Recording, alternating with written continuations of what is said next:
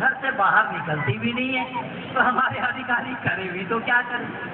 तो ये सब काम आया है सामने में।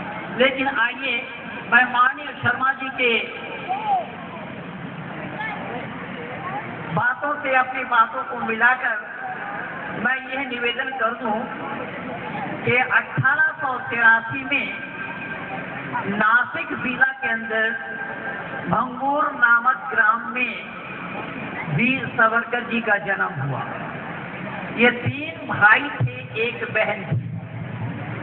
तीनों भाइयों में यह बीच वाले थे, इनसे बड़े भी एक थे और इनके छोटे भी एक थे। छोटे वाले जो भाई थे वो प्लेग के शिकार हो चुके थे, क्योंकि आप सब लोगों को मालूम है 1897 में प्लेग की बीमारी जो भारतवर्ष के अंदर में, उसमें भारतीय लोग परेशान हुए। पंडित बाल गंगाधर तिलक जी ने 1897 के 12 जून में एक सभा का आयोजन किया था पूना के अंदर। यह कड़ी वहां से जुड़ी हुई है और वीर सावरकर जन्म लेते ही उन्हीं महापुरुषों से ही प्रेरणा वो लेते गए। इसलिए मैं पहले उसको सुना देता हूं कि 1897 के 12 जून में पंडित बाल गंगाधर तिलक जी ने एक सभा का आयोजन किया था पूना में, शिवाजी का राज अभिषेक और गणेश पूजा के नाम से। आप लोगों को मैं ये भी बता दूं 1897 के पहले या 1897 के 12 जून से पहले भारत में गणेश पूजा नहीं था। गणेश पूजा का प्रारंभ 1897 के 12 जून से ही शुरू हुआ, लेकिन उद्देश्य गणेश पूजा का नहीं था। उस समय एक अंग्रेज अफसर था जो बहुत बड़ा जालिम था, अत्याचारी था, भारतवासियों पर जुल्म ढाया करता था। भारतवासियों को पांव बांध करके वो पेड़ पर लटका देते थे, उसके नीचे वो आग लगा देते थे। तो इस बात को अगर सहन नहीं किया तो वह भारत माँ का लाल, भारत माँ का सुपूत, जिनका नाम पंडित बाल गंगाधर तिलक है, उनको सहन नहीं हुआ। तो उन्होंने शिवाजी का राज अभिषेक और गणेश पूजा के नाम से ऐसा ही एक सभा का आयोजन किया था। उस सभा में उद्देश्य था कि मिस्टर रैंड को कौन मार सकता है। उन्होंने प्रस्ताव रख दिया। एक नौजवान सामने बढ़ करके आए। नौजवान ने पंडित जी से कहा कि पंडित जी यह काम आप मेरे हवाले कर दीजिए और हमें 10 दिन की मोहलत दीजिए, मैं 10 दिन में इस काम को कर दूंगा। 10 दिन का समय उनको दिया गया और गणेश पूजा 10 दिन इसीलिए मनाया जाता है पूरे महाराष्ट्र में, जैसा कि अपने बंगाल में दुर्गा पूजा 10 दिन तक मनाया जाता है, ठीक उसी प्रकार से महाराष्ट्र में गणेश पूजा मनाया जाता है। 10 दिन का मनाने का कारण यही है। ठीक 10वां दिन में उस नौजवान ने मिस्टर रैंड को इस दुनिया से छुट्टी करा दी। राज अंग्रेजों का था, लेकिन अंग्रेजी राज में उन अंग्रेज अधिकारियों को पता नहीं लग पाया कि मिस्टर रैंड नामी अंग्रेज अधिकारी को मारा किसने। इसका पता लगाने के लिए उन्होंने 20,000 रुपए इनाम के लिए घोषणा की। उस 20,000 रुपया इनाम के पाने के लिए एक राष्ट्रद्रोही जिसका नाम था गणेश शंकर द्रविड़, वो सामने आया, पुलिस का मुखबिर बन गया, सरकारी गवाह बन गया। उसने बता दिया मिस्टर रैंड को किसने मारा है। वो भी 3 भाई थे, जैसे वीर सावरकर के 3 भाई थे, ये मिस्टर रैंड को मारने वाले भी 3 भाई थे। मैं नाम आप लोगों से ही सुनना चाहूंगा कि आप लोगों को कितना, आप लोगों की याददाश्त कितनी अच्छी है। तो उस गणेश शंकर द्रविड़ ने बता दिया कि मिस्टर रैंड नामी अंग्रेज को किसने मारा। जिसने मारा उनको और उनके जो छोटे भाई थे, इन दोनों भाई को पकड़ लिया गया, दोनों भाई को फांसी पर लटका दिया गया। बचे थे इनके छोटे वाले भाई, वो अपने माँ से कहने लगे कि माँ अगर तू अनुमति देती है तो मैं इस गणेश शंकर द्रविड़ की दुनिया से छुट्टी करा दूं। और माँ तो माँ है, माँ के अंदर में माया, ममता, स्नेह, प्यार, मोहब्बत, वात्सल्यता, जो माँ अपने नजर के सामने में दोनों बेटे को फांसी के फंदे को चूमते हुए देखी, एक ही कलेजा का टुकड़ा बचा हुआ, माँ कैसे कर सकती थी भला कि हाँ तू भी काम को कर ले। माँ मौन रह जाती है। बेटे ने कहा, क्या कहा, मौनम स्वीकृति लक्षणम, मुझे ऐसा लग रहा है कि मौन रखना स्वीकृति का लक्षण है। ये कहते ही वो बच्चा निकल पड़े, अपने एक मित्र को साथ लिया और मित्र को गणेश शंकर द्रविड़ के घर दौड़ाया और कहा कि मुझको बुला कर लाओ, पुलिस वाले उनको याद कर रहे हैं, ये कहना। जब गणेश शंकर द्रविड़ बाहर आया तो इन्होंने गोली का निशाना बनाया, लेकिन वो बच नहीं पाए, उन्हें भी पकड़ लिया गया। ये तीनों भाई थे। एक माँ ने अपने नजर के सामने में तीनों बेटों को फांसी के फंदे को चूमते हुए देखी थी।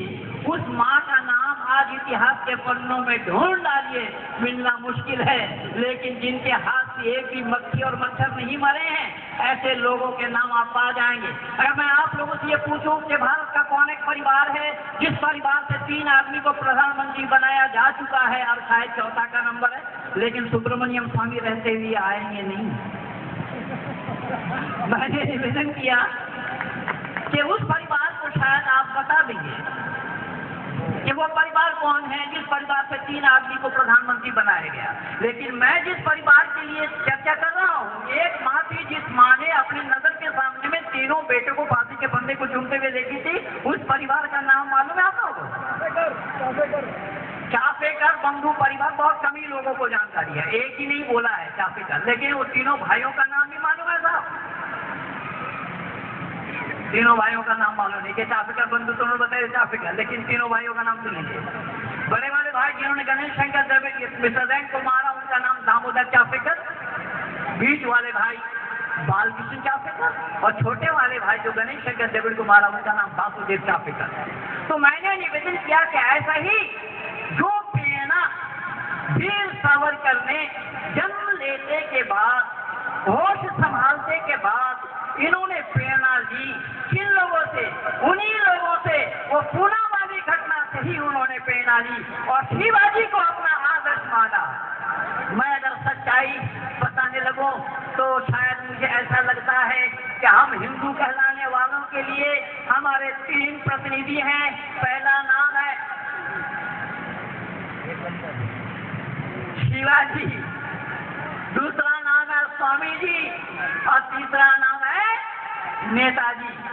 मैं दावा के साथ कह रहा हूं कि नेताजी कह के अगर किसी को पुकारा गया तो वह सुभाष चंद्र बोस को पुकारा गया, और वीर कह के किसी को पुकारा गया वो महान विभूति, वो भारत माँ का लाल, वो भारत माँ के सपूत जिन्होंने 26 वर्ष में इतना काम किया है, उनके जीवनी को 26 वर्ष के जीवनी को बताने के लिए मैं एक जन्म में बता नहीं पाऊंगा। इससे ही अंदाजा लगा लीजिए कि वीर सावरकर कौन थे। मूल मोटी मोटी बातों में रख रहा हूँ। 1905 में उन्होंने BA पास किया। 1905 भी बड़ा ऐतिहासिक है हम भारतवासियों के लिए। 1905 में इंडिया हाउस की स्थापना हुई, जिस इंडिया हाउस के दूसरा अधिकारी के रूप में वीर सावरकर को सौंपा गया।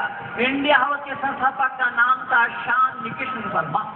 श्यामजी कृष्ण वर्मा से सारा प्रेरणा इन्होंने ली और श्यामजी कृष्ण वर्मा के अनुयायी बन करके उनके छूटे हुए काम को इन्होंने पूरा किया। वीर सावरकर 1906 में गए थे उस इंडिया हाउस में। उस इंडिया हाउस 1905 में जो अलीगढ़ मुस्लिम यूनिवर्सिटी आप बता रहे हैं, लेकिन वहां पर ना तो मुसलमान पढ़ने वाला कोई था ना पढ़ाने वाला था, ये सब अंग्रेजों का ही चाल था। अंग्रेजों ने ये सारा काम किया था। तो 1905 में उसका भी जन्म हुआ। 1905 में इंडिया हाउस की स्थापना हुई। 1906 में वीर सावरकर गए। वीर सावरकर के पिता प्लेग की बीमारी से मर जाने से ये अंग्रेज सरकार ने उनको गांव से बाहर निकाल दिया था। छोटे वाले भाई उनके शिकार बन गए थे। किन किन मुसीबतों का सामना इन्होंने किया। जब 1906 में वहां पर पहुंचे, कार्जन वैली को भारत में मारना चाहते थे श्यामजी कृष्ण वर्मा, लेकिन श्यामजी कृष्ण वर्मा को मान नहीं पाए। वीर सावरकर के जो बड़े भाई थे उनको देश निकाला किया था, यानी उनको काला पानी की सजा अंग्रेज ने दी थी। वीर सावरकर ने कहा कि इसका बदला मैं लेकर के ही रहूंगा, और उसका बदला उन्होंने क्या दिया कि सबसे छोटा शिष्य जिनका नाम मदनलाल ठीकरा था, जो मदनलाल ठीकरा इतने कम आयु के कोई पहुंचे नहीं थे, वीर सावरकर ने मना किया कि नहीं अपना नाम मत दिखाओ। उन्होंने कहा कि गुरुजी आप इम्तिहान ले सकते हैं। उनका इम्तिहान लिया गया, दोनों हाथ टेबल के ऊपर रख दिया गया, 6 इंच चक्कू धंसा दिया के वीर सावरकर के बड़े भाई को फांसी का सजा देने वाले अंग्रेजों को बदला लिया।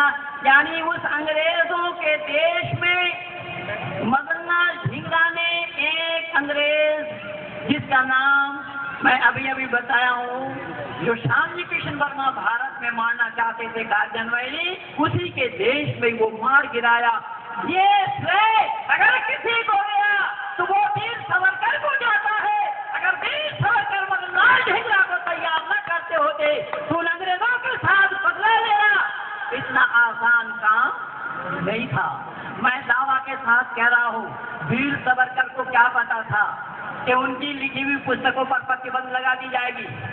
जो अभिनव भारत एक संस्था उन्होंने कायम किया, उस अभिनव भारत संस्था के माध्यम से शारीरिक, आत्मिक और सामाजिक उन्नति और ये प्रेरणा उन्होंने ऋषि दयानंद से ली थी, उसी को चरितार्थ किया, उसी को आगे बढ़ाते रहे और नौजवानों को तैयार करते रहे कि कौन वो नौजवान है। जैसा कि श्यामजी कृष्ण वर्मा का ऐलान है कि पढ़े तो अंग्रेजों के पास, पर अंग्रेजों के पास नौकरी ना करे, वो नौजवान सब हमारे पास आए। वीर सावरकर सभी उनको संभालते रहे। वीर सावरकर को क्या पता था कि तेरे ऊपर इस तरीके से अत्याचार करेंगे लोग। जो वीर सावरकर को पकड़ करके लाया जा रहा था, मैं बहुत शॉर्ट कर रहा हूँ, समाप्ति की ओर आ रहा हूँ। वीर सावरकर को पकड़ करके लाया जा रहा था, जब उन्होंने जहाज में उनको बिठा करके लाया जा रहा था, जहाज से समुद्र में छलांग लगाए, अधिकारी पुलिस वाले परेशान, श्यामजी कृष्ण वर्मा के पास पहुंचे। कैसे कैसे फिर उनको पकड़ करके लाया गया। भारतवासियों, हिंदू कहलाने वाला जरा कान खोल करके सुन लेना मेरी बातों को। वो वीर सावरकर, वो भारत माँ का लाल, जिन्होंने अपने प्रताप उन अंग्रेजी राज में, अपने में देश में भी दिखाया, उन अंग्रेजी राज में भी दिखा करके आया। उसे वीर सावरकर को कोलू का बैल बना करके सरसों का तेल अंग्रेजों ने निकाला। जो रोटी उनको खाने के लिए दी जाती थी, उनमें आटा में कंकर और पत्थर मिला करके दिया जाता था। लेकिन मेरे आंख भर आ रहे, मैं क्या बताऊं, ऐसे वीर सावरकर के चित्र को ये मणिशंकर अय्यर जानते हैं, जो आप लोग भी कांग्रेसी हैं या कांग्रेसी हैं, ये तो फेसबुक में देखने वाले को मालूम है। इस मणिशंकर अय्यर ने उनके चित्र को लोकसभा में रहने नहीं दिया। वीर सावरकर को क्या पता था कि जिस मुल्क वालों के लिए, जिस देशवासियों के लिए तू इतना कर रहा है, तेरे फोटो भी ये कांग्रेसी लोग जो कि अंग्रेजों का बनाया हुआ है, अंग्रेजों का जन्म दिया हुआ है, वो हिंदुत्व को क्या जानेंगे भला, वो राष्ट्र को क्या जानेंगे भला, वो राष्ट्रीयता को क्या जानेंगे भला। इसलिए मैं कहने के लिए मजबूर हो रहा हूँ कि रक्त अब मेरा मुझे को चल रहा है, जहर क्यों लोगों के दिल में घुल रहा है। धर्म के विष का दमन करता फिरे जो सब हुए हमारे घर में पल रहा है। हर शहर में, हर घर में, हर आंगन में लावा, देश देखो धू धू करके चल रहा है।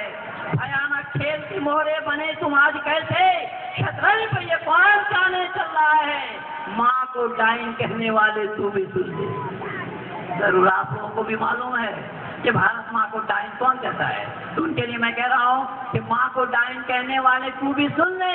शिवा से वीर का फन सदा भी चल रहा है।